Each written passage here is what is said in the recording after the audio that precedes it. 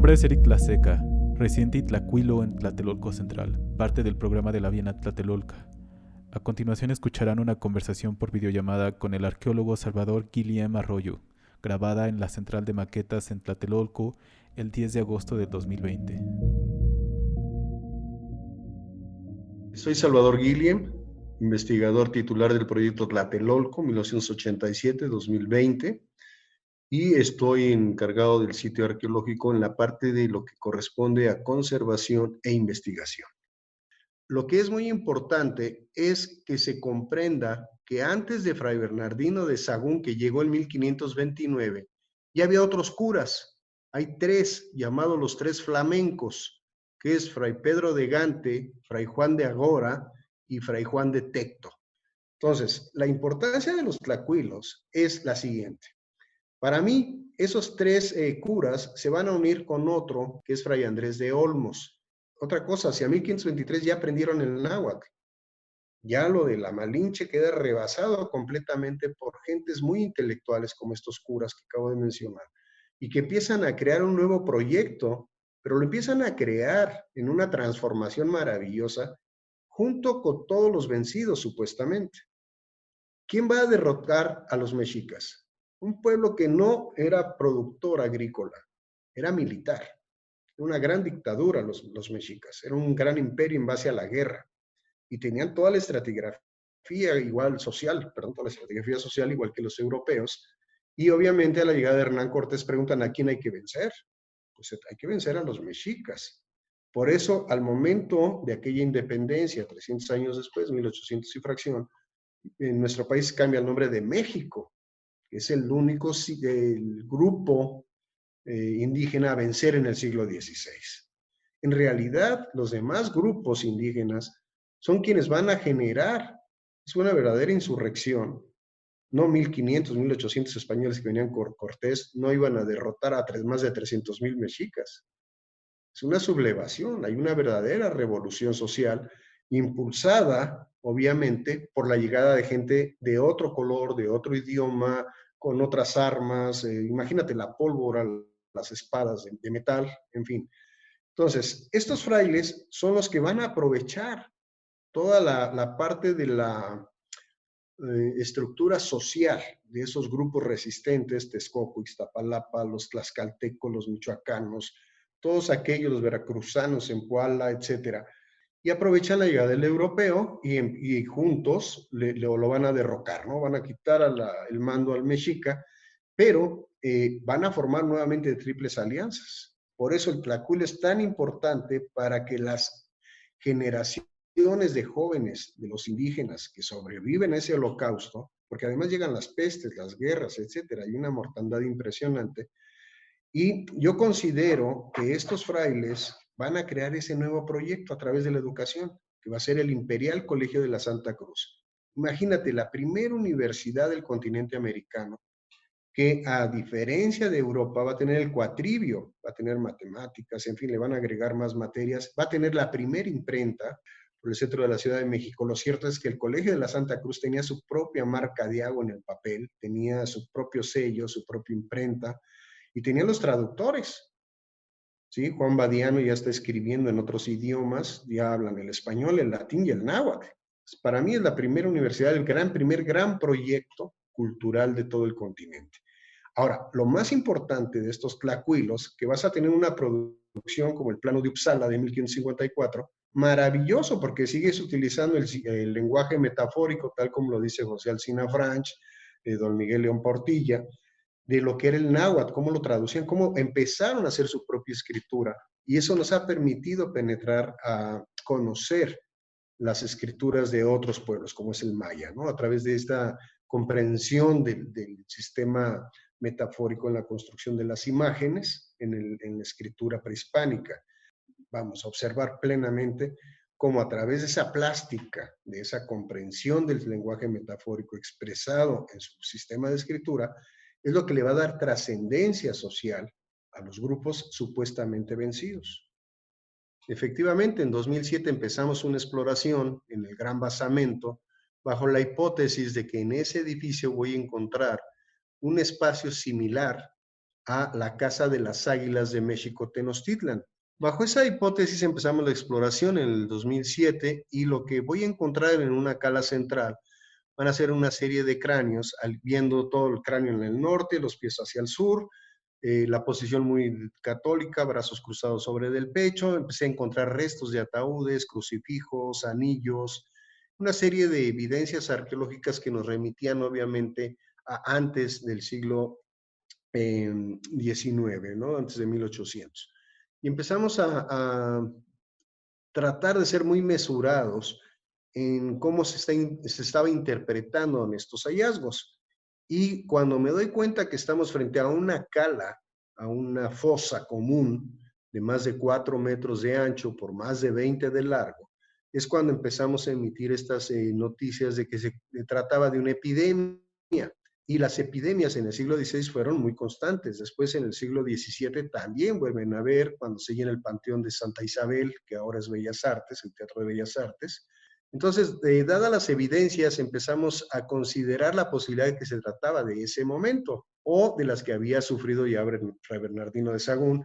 El hecho es que ahora, en el 2020, llevamos 358 entierros en ese espacio y están efectivamente en una fosa común, la cual tiene esos 4 metros de ancho, tiene los 20 metros de largo. En la parte oriental, hacia la Plaza de las Tres Culturas, por debajo de esa fosa común, por un hundimiento que tiene el templo diferencial, Tlatelolco viene de Chaltiloli, montículo de arena, y efectivamente hay partes de las pirámides que se hunden más hacia el norte, otras hacia el oeste, otras al sur, otras atrás, en fin.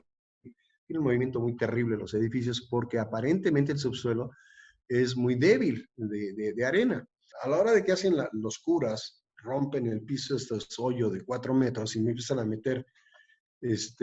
meter más y más entierros, pues la parte oriental se salva, lo que son las habitaciones prehispánicas, más o menos de 1415, 1430, la edad que le estoy atribuyendo a ese edificio, y sí es un espacio dedicado a un ritual, todavía no está muy claro. Hemos encontrado ofrendas de mandíbulas, restos humanos prehispánicos, decapitados, mutilados, hemos encontrado almenas, en fin, hay una serie de indicadores que aún estamos en estudio para poder decir a qué deidad estaba dedicado antes de esta fosa común. La fosa común ya afortunadamente la pude identificar y es de 1833. Es una epidemia de cólera morbus, que muere muchísima gente, y en Tlatelolco se da una orden en la que solamente se entierren a los católicos y los protestantes busquen dónde enterrarlos. Lo que más me ha sorprendido es la cantidad de entierros coloniales, entierros prehispánicos. Ya no te voy a hablar de los modernos porque sí los hay y ahí ya no me meto. Eso ya le toca a la PGR. Es algo terrible lo que sucede en nuestra ciudad. Pero sí, la cantidad de entierros en Tlatelolco ha sido impresionante. Lo que más me sorprende de Tlatelolco es la cantidad de muertos. En ese capítulo de esa tesis, para mí hay una estratigrafía muy clara. La primera etapa de la gran cantidad de muertos que menciona Eduardo Contreras en el patio sur, con González Rull, como estaba solo, no pudo hacer un registro gráfico muy detenido.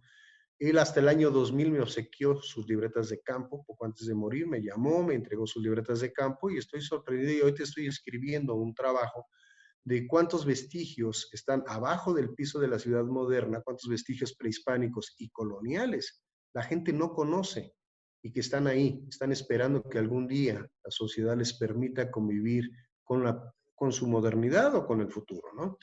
Repito, González Rull excava en la parte norte, hay una gran cantidad de entierros también, y para mí ellos corresponden a la conquista que hace Tenochtitlan sobre Tlatelolco, una conquista militar de 1473 llamada la Guerra de las Gordas, porque Moquihuix, el gobernante Tlatelolca, mandó a aquellas mujeres que estaban amamantando a sus hijos a que rociaran a los guerreros de Tenochtitlan porque eran unos pobres niños de teta, dice la fuente. El hecho es de que esa gran cantidad de entierros de esa primera capa, que está más o menos entre los 4, 3 y fracción de metros, corresponden a ese momento, a esa conquista de 1473. Los que estaban por encima Dice Antonieta Espejo que ella retiró más de 10,000 muertos arriba del Templo Mayor, lo que sería frente a la iglesia, lo que sería abajo de el patio de la prisión, que es el convento, la parte que ahora es relaciones exteriores, donde está la torre. Dice Antonieta que ella recuperó más de 10,000 muertos y que eran tantos que los metió en los costales de cemento para poderlos conservar. Pero don Eusebio Dávalos hace la primera tesis de la Escuela Nacional de Antropología e Historia, la primera tesis de licenciatura, y que se llama La deformación craneana entre los tlatelolcas. Ahí puedes tomar la referencia a esos 10,000 entierros que estoy mencionando. Y entonces tenemos una capa muy profunda de más de 4 metros con restos de cuando el mexica no conoció al europeo. Después vienen ya las conquistas de 1454, todavía no está el europeo. Posterior vienen ya, ahora sí, lo que es el depósito de la conquista con los españoles y todos sus aliados indígenas, y finalmente las intrusiones, que yo llamo así, de fosas comunes, como el de la epidemia de 1600, del Panteón de Santa Isabel, 1650 y algo, la de 1833, se menciona un panteón que servía a los curas de Santiago Tlatelolco, el cual no está muy claro, no está muy bien definido. Dicen que en la parte norte algunos, la parte sur dicen que era parte del convento, pero no está muy claro el que haya existido un panteón como tal en Tlatelolco. Pero en el 92 el director del INA, ya estando yo en Tlatelolco, decide que la zona la administremos. Y que tuve que aprender tanto la parte académica como la administrativa, y de ahí lo de planeación prospectiva, lo que es desarrollo sustentable, y entrar a la gran problemática que tenemos en nuestro país, ¿no? Y sobre todo en la Ciudad de México, el que las autoridades, quienes se llaman autoridades en cada uno de los sitios, comprendan que el arqueólogo simple y sencillamente lo que está haciendo es preservar, conservar, investigar el pasado para conocer este presente de nuestra actualidad, tener parte de esa identidad perfectamente estructurada para darle futuro. Es muy complejo. O la plaza esta donde está el templo de Hecatquetzalcóatl, en la plaza que era llamada el Sardineo, este lugar también era llamado el centro mercantil en alguna de sus etapas de vida de este inmueble. Finalmente, el dueño de ese espacio, cuando compra el lugar para hacer una plaza comercial, respeta la ley, manda a llamar al instituto, el instituto se presenta, me comisionan a hablar con él y me dice el señor, oiga, arqueólogo, lo que se encuentre se va a quedar aquí. Le dije, pues yo trabajo en base a la ley. Si usted me está preguntando si va a haber una pirámide o algo muy importante, sí, tengo que hacerlo en base a ley. Dice, y las figuritas y las chacharitas se pueden quedar aquí en la plaza. Dije, mire, si es broma, la acepto. Si usted está pensando en algo fuera de lo que marca mi reglamento, está equivocado. Dijo, no, no, no, no, por supuesto que no. Le doy mi palabra que si sale algo se queda. Y así es. El señor invirtió más de 25 millones de pesos, hay que decirlo, en ese espacio, en hacer los muros Milán, en corregir todos los proyectos, los estructuralistas, los arquitectos, la ingeniería, etcétera. Todos estuvieron al tanto de dónde no había vestigios para poder hacer lo que ustedes ahora pueden ver como un museo de sitio. Es muy complejo, debo de decirlo. Hay, repito, autoridades principalmente del orden estatal, municipal, que pues no les gusta mucho que el Instituto Nacional de Antropología e Historia haga su trabajo, para hacerlo muy cierto. Hay otros empresarios que están trabajando con afores, que llegan y casi nos amenazan de que el salvamento tiene que salir liberado, de que no hay vestigios, haya o no haya, si me lo dijo uno de ellos, porque no pueden detener la obra porque están en juego los afores de muchos jubilados. Y yo hablo con todos mis compañeros arqueólogos que han hecho los trabajos conmigo, de que no se dejen amedrentar, no se dejen corromper, ¿no? Esto no debe de suceder, y que nos basemos a lo que el sitio nos diga. Cada sitio nos está diciendo si es o no viable el que haya un edificio nuevo encima de nuestro pasado, ¿no? Hemos hecho una infinidad de pozos en todo Tlatelolco. En algunos de ellos, por ejemplo, atrás del edificio Chihuahua hay una pirámide gigantesca, pero fue rota cuando hicieron un centro, una guardería infantil en los años 60. Mario Pani se la cargó. Tenemos nada más una parte en lo que ahora la gente ve como jardincitos, pero es una pirámide de más de 12 metros de largo y está en el área de lo que debió haber sido el Gran Tianguis de Tlatelolco. Más para que se den una idea, ¿no? De cómo estamos llenos. En otra ocasión, la gente de la subdelegación Tlatelolco hacen un techado para la alberca del Antonio Caso, al norte del Tecpan. Hay un estacionamiento ahí que también destruyó parte de un edificio prehispánico. Un poquito más al norte, hacia el oeste de ese estacionamiento, la delegación decide hacer un techado y para hacer su techado tienen que hacer zapatas y esas zapatas entran más de 1 metro de profundidad y rompen pisos prehispánicos y abajo de los pisos prehispánicos pues encontramos entierros, cadáveres, encontramos muchísima cerámica. Desgraciadamente la delegación, siendo la autoridad en el sitio, no quiso cubrir los gastos de cajas, de líquidos que utilizamos, guantes, qué sé yo, ¿no? Todos los insumos los tuvimos que tratar de cubrir en su momento y como no hubo el apoyo, no hubo la respuesta legal a este salvamento, tuvimos que tapar. Tuvimos que tapar, yo sé dónde están los objetos, los entierros, y he estado avisando a las autoridades que no permitan que se vuelva a hacer excavaciones en esa área. Después, la tecnología ha cambiado y en muchas ocasiones hacen excavaciones sin que nos enteremos. Parecen guachicoleros muchos de las autoridades, porque perforan por un lado para meter un tubo de agua potable que puede llevar hasta 30 metros de largo de un edificio a otro, para que la red vieja deje de funcionar y meter una red nueva. He tenido que ir a sacar esas máquinas de cerca del Tecpan para que no destruya lo que sabemos que hay pisos prehispánicos y entierros en esa área. Creo que el proyecto Tlatelolco sí ha cumplido, igual que el proyecto Templo Mayor en el centro de la Ciudad de México, ahora a cargo del doctor Leonardo López Luján, pero creo que hemos cumplido cabalmente nuestra misión institucional. Cualquier obra, cualquier obra que tenga que suceder en la Ciudad de México, en los espacios que sabemos que había sitios arqueológicos tanto prehispánicos como coloniales, la ley los protege.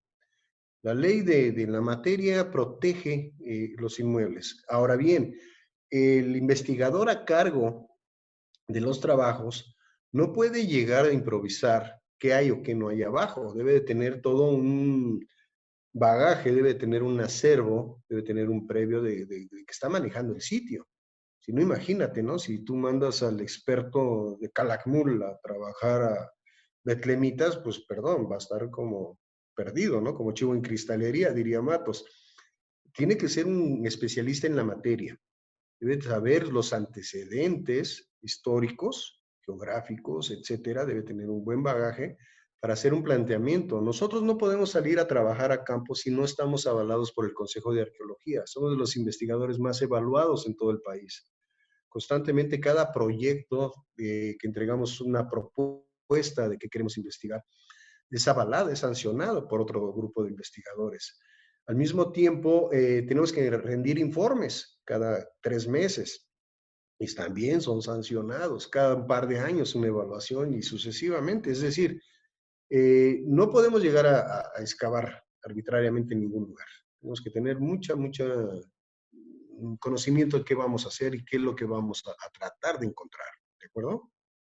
Si las autoridades que dan los permisos de construcción en la delegación Cuauhtémoc, vamos a decirlo así, ahora llaman alcaldía, ¿no? Cuauhtémoc, en Xochimilco, en, no sé, en cualquier lugar del país, ellos van a tener una obra y deben decir qué van a hacer, dónde lo van a hacer, para qué lo van a hacer, ya sea un edificio como el Sardinero, un edificio viejo, o van a hacer una obra nueva como la Plaza Walmart que está al norte, en el eje 2 norte. La delegación tiene que informar que llegó una solicitud de trabajar el subsuelo, el subsuelo en tal lugar.